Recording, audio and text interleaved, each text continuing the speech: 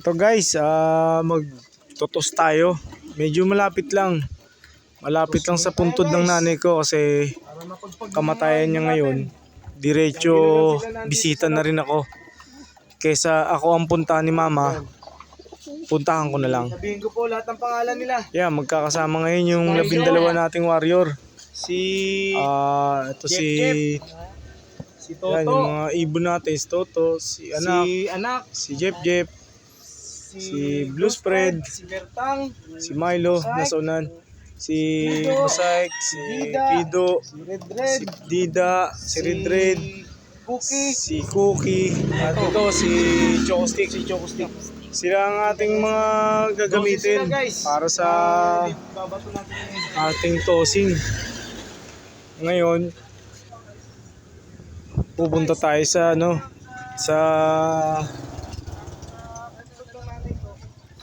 pupunta tayo dito sa ayan. Nandito na tayo, nag-shortcut lang. Kasi nga medyo malakas ang hangin. advanced training nila Yan. para sa strong winds. Kailangan natin mag-toss para sa kanila. Mga ibon yan ha. Ito ang ating mga ibon na gagamitin.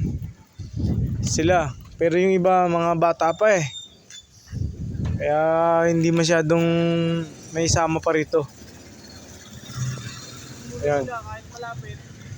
Dito sa ating dinalan sa kanila sa Heaven's Garden. Dito kasi ang puntod ng nanay ko malapit. Oras na para sa kanilang Kaya training. same way, Minimal lang yung ano na rin, training nila advance. Para mapagpag talaga yung mga gamot sa katawan nila. Sige. Labas! Oh, yan. Ayan ang mga ibon natin. Sadya po talaga masisigla sila. Kaya sulit na sulit ang patuka at panahon sa pagpapakain sa kanila. Oh. Sige lang, lipad lang kayo. At mamaya konti mag-open na kami ng tindahan. Diretso na rin kami sa aming hanap buhay sa Carlaville. Para sa kaalaman ng ating mga kalapatids dyan out there. Kami po ay tanghali nagbubukas. Madaling araw na nauwi. Ito po, nasa ulap na yung mga ibon. Hindi na natin makita. Sana umuwi sila ng matiwasay. Ito guys, ang ating buhay kalapate. Sadya po talaga ganito. Ito, ang mga ibon natin, ganyan po talaga.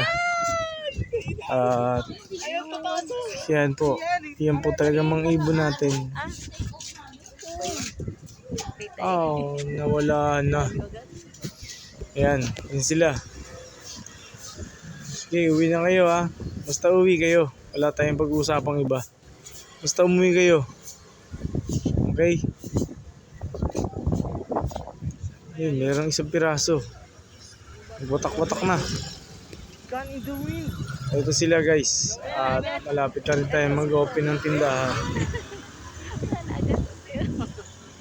Ayan guys. Ganyan po ang ibon natin. Animal ka yun eh. Ganyan po. Animal nga sa Ang bibilis po nila mawala. agad eh. Huwag naman sa karera. Thank you so much. Mangarap lang po tayo ng mangarap guys. At libre lang yan. Sadya po talaga tayo ganito. Busy nga baka hindi mag-uwian yan. Magsumikap tayo sa buhay. Para umunlad ang bayang Pilipinas. Walang tutulong sa Pilipino kundi kapwa Pilipino. Kawasan na po tayo maghilahan. Yung mga talangka, gataan natin. Para hindi naghihilahan. Tama na yung inggit. Tama na yan. Salamat po guys. Thank you for your support. God bless you all.